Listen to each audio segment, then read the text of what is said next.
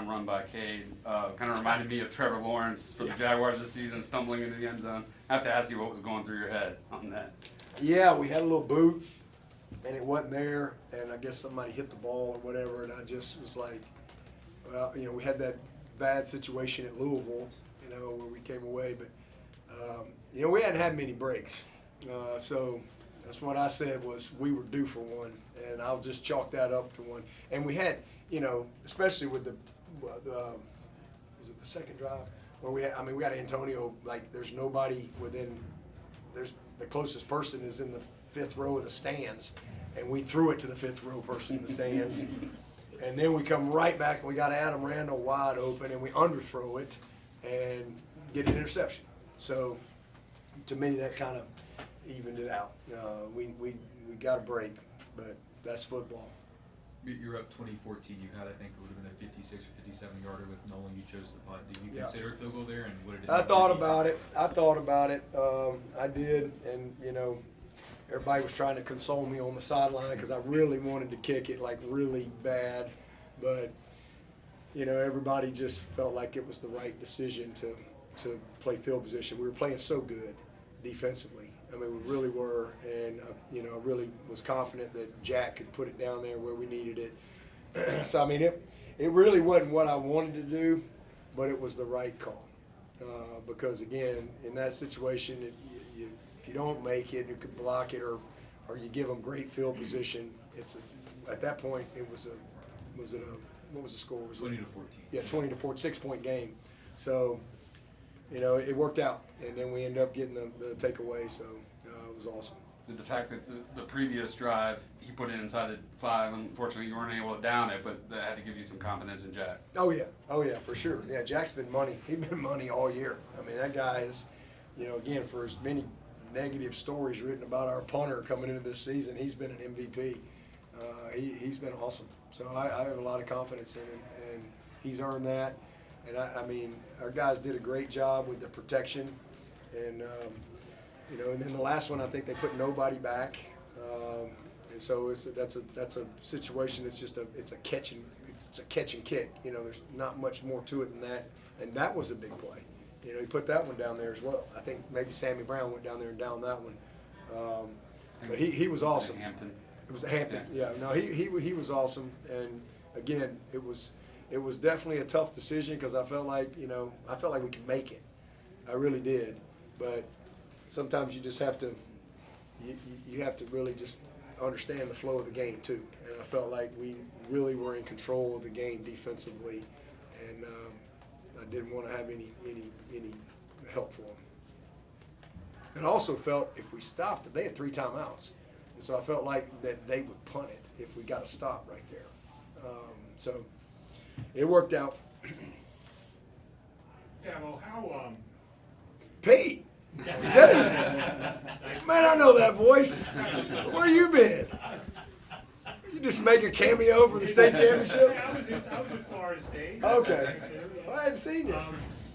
Anyway, the way these guys held together through adversity, the way you got them to hold together, I mean, it doesn't happen very often. How proud of you are you of that moment, and how bullish are you still on, hey, we're Clemson and we're going to achieve big things in the future? I'm incredibly bullish. I mean, we are going to achieve great. We're going to win more championships. And why I can say that is because we've done it over and over and over again. I mean, I think sometimes again we just throw things out. We just because we've done so much. I mean, we've been to 7 playoffs in 10 years. We've been 8. All of a sudden we think it's just easy to do. It's not. It's not easy to do. There's only 12 teams. There's 135. I mean, but we'll win another national championship. We'll win more conference championships. We'll win more big games. And guess what? We're going to lose some too. We just are. I mean, it's football. I don't know that there'll be anybody undefeated this year.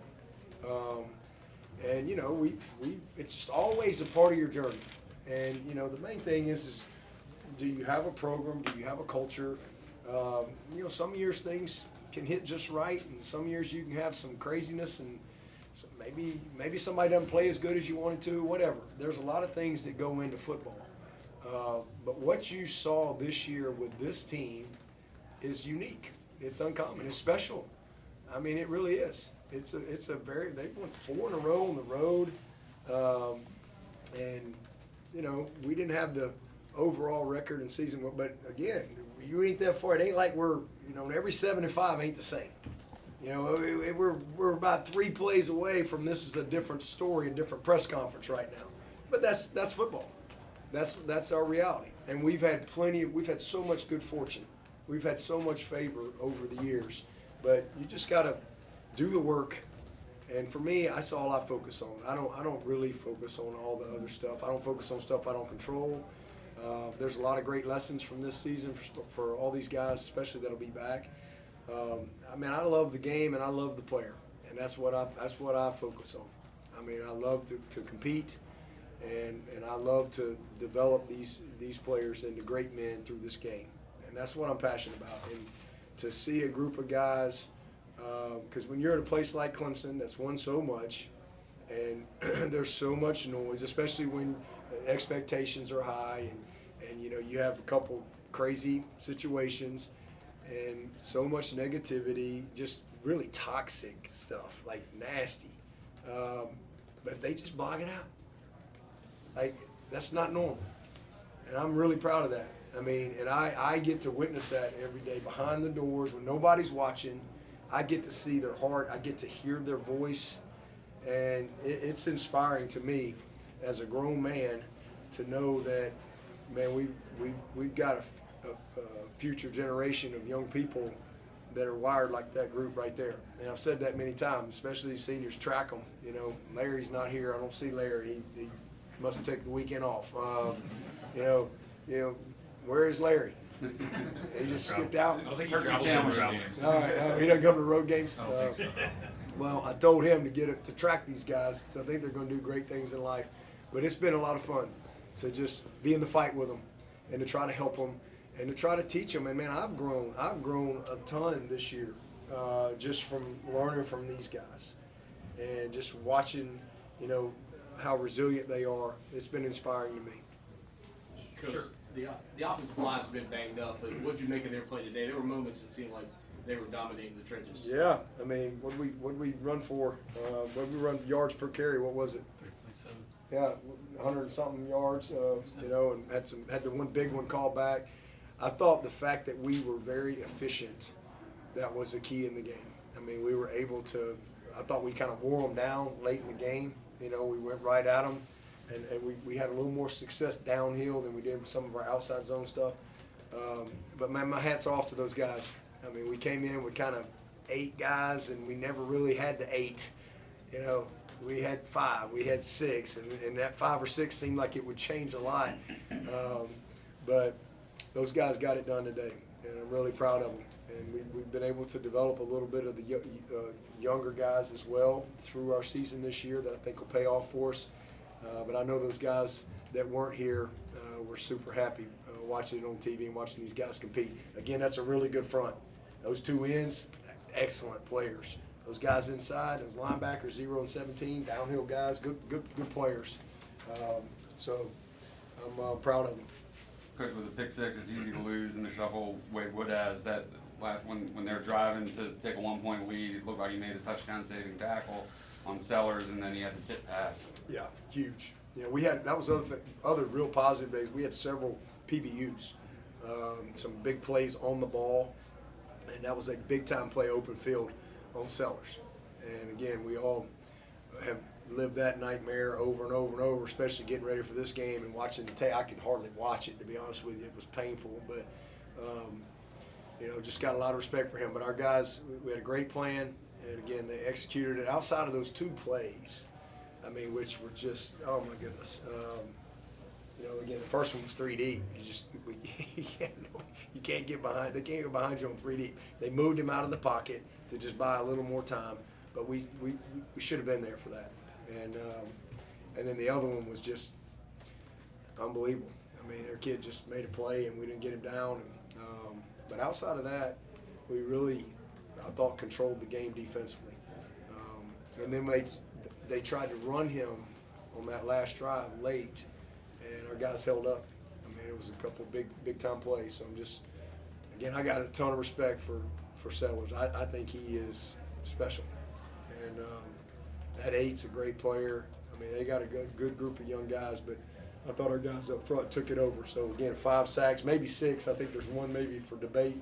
It was a big time day for our defense. How important was this game for that defensive front? It just felt like every time they got a hand on Sellers today, they just weren't going to let go after last year. Yeah, you know, pain has a way of making you better, you know, and there was a lot of pain in this game last year because we led the entire game. We did not trail in the game till a minute 4 or something in the game, 3rd and 17, and you know we got to him the whole game. We just couldn't get him on the ground, and we've had to live with that. Everybody's had to live with that all year. So, you know, you turn the pain into purpose, and these guys, they came here to do exactly what they did, and they got it done. You talk about the composure of the team when it was going back and forth. Can you talk about the composure? Yeah, that's again what I was really proud of, because it can be very frustrating on the road. And I've been down here where you feel like, man, you have some bad plays, like the missed touchdown was so disappointing. I mean, we've got a chance. I mean, you got 2 wide open guys, and we don't make the play, and then one of them comes up as an interception. You get nothing. So that was really frustrating. And then you know, we kind of get it going, and you feel like you've got some pretty good control of the game, and then bam, here's a 70-yard play, 74 and a 59 or whatever. They had 19 plays. They had 200 yards at the half, and I think 2 plays were 130-something yards. So, but that was the best part of the first half, was our offense responded. They responded, and so, you know, some critical answers to kind of settle back down and not let the crowd kind of really get going. And so I thought, again, scoring first, being even in the margin at half, and taking a lead into the half, I thought was big. So those are winning indicators for us most of the time. And to come back in the second half and be plus 3, and the turnover margin's difference in the game. You anticipate Davion being able to play the bowl? Yeah, I think so. Yeah, I don't think it was anything like bad. I think he just kind of, it was his quad, and he just couldn't kind of pull something in his quad or something. He couldn't go. But he made an impact when he was in there. But yeah, I think by the time, whenever that is, you know, he'll be good to go. How much growth have you seen? Sorry. How much growth have you seen from Ricardo from fall camp? Start of fall camp. Yeah, I mean, Ricardo is he's an emotional player, and he's learned how to channel that the right way. I would say that was an area that he really needed to grow coming in here. Very emotional, to where he could kind of get out of control as far as like out of his game, and he's really matured, because you want him to have emotion in what he does. That's kind of who he is. That kind of makes him who he is. But just channeling that the right way into the type of focus and process that you got to have each play. But he's an instinctive player. You know, that's the one thing about him. He loves to play. He loves to practice. He loves his teammates. He's as tough as they come, and he knows his limitations. But he's just a very smart, instinctive player. And that was an incredible interception. I mean, his hands under the ball, like it was incredible. So just, you know, really happy for him. And again, that's a tip ball. We get the ball batted up in the air, tips or picks, and we've been trying to score. We've got a streak around here. We've scored twice on defense every year for like, I don't know how many years, long time, 16 years or so. So that was big to get a score, so now we got a chance to keep that going with another opportunity in the postseason. But proud of Ricardo. He's done a nice job. Big play by Ronan too, on the calls fumble. And you know, Khalil was steady out there doing his job. And we made a change with Ashton. He kind of mirrored 8 the whole game. Once we lost AV, we felt like that was, you know, a move we needed to make. And I thought he did a nice job, was able to get his hands on him and disrupt him. 17 years ago to the day that you beat Coach Spurrier for your first Palmetto Bowl win as the interim coach. Is this one Was that really? close to it as emotional as that one was? Yep. special, you know, because again, especially how last year went, and you know, just I'm just thankful for it. I really am. I mean, I'm just thankful for the opportunity. I didn't even know that. So that was an amazing day, because I knew when we won that they're gonna have to give me at least a year to be the coach, and that's kind of how I've looked at it ever since. I've been on like a 1-year contract my whole life, and I just take it year by year, day by day, try to do the best I can to represent this university. You know, they didn't hire a perfect person here. I'm far from perfect, but I do give my best all the time, and I'm passionate about you know, my purpose in life. I'm passionate about Clemson, and just trying to be the best that we can be. You know, every year we're on a quest for best. I don't always know what that's going to look like, and you just play them every week. And some years we've won championships, and some years we haven't. This is one of them year we're not going to win a championship. We're not getting to the playoff. But man, that doesn't diminish my love for the guys in that locker room and who they are as people. I'm really proud of them, and I'm thankful that again the good Lord gave them a moment like this today to just celebrate and enjoy, and to get a 7th win and to earn a. You know, we'll be going somewhere, so maybe we moved on up a little bit, and we'll get some great opportunity somewhere. Go play. So 1 or 2 more for Coach? We go into the postseason, Chapel. You get to come with us, dog. The team ran out with the trophy. You seemed upset with that. What was kind of your frustration there when they came I out just of the didn't locker want. room? They were just wanting to take a picture, and Yeah. I just didn't want them to do that. Let's just keep it in the locker room. They weren't doing anything disrespectful, but I just didn't want anybody out there. And from a bowl game perspective, do you expect any opt-outs, or what would those decisions look like with juniors, seniors, guys? I mean, I have no idea. I don't expect any, but you know, we'll find out one of these days. But yeah, I ain't even processed anything like that. I would be shocked, honestly, but Yeah. I mean, anything's possible. But we'll be ready.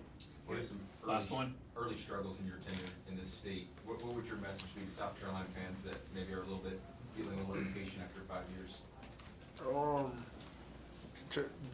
South Carolina fans about Coach Beamer after oh, 5 years, just oh, impatient. I mean, listen. I mean, they don't want to hear me talk about their program. I mean, I'm like the last person they're going to want to hear. I got a lot of these FUs walking in, so they ain't going to want my opinion.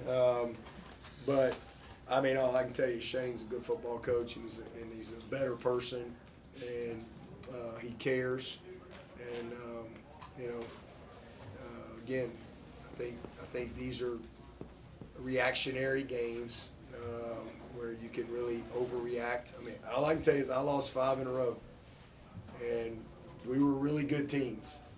And again, we had 15 turnovers to their 3, and that was a bad run. And but we were a good team, and they were a good team. But you hang in there, you know. And I'm glad that Clemson people didn't give up on me. I mean, that was a bad stretch, but we were winning big games. I mean, we were beating Ohio State, we were beating LSU, we're beating Oklahoma, we're winning big games, we're doing a lot of stuff, but we're coming up short in this game. And that was like I said, I had a lot of people come up to me and say, yeah, 11-2, congrats. I'd rather go 7-5 and beat the Gamecocks. And so, and that's a true story. But Clemson people just hung in there, and you just got to keep battling. I mean, eventually these things, you find a way. But again, I'm not gonna evaluate for the Gamecock people. But all I can tell you is, Coach Beamer's he's a good coach. He cares. He's about the right things, and got a lot of respect for him. All right. Thank you, Coach. Okay, thank you.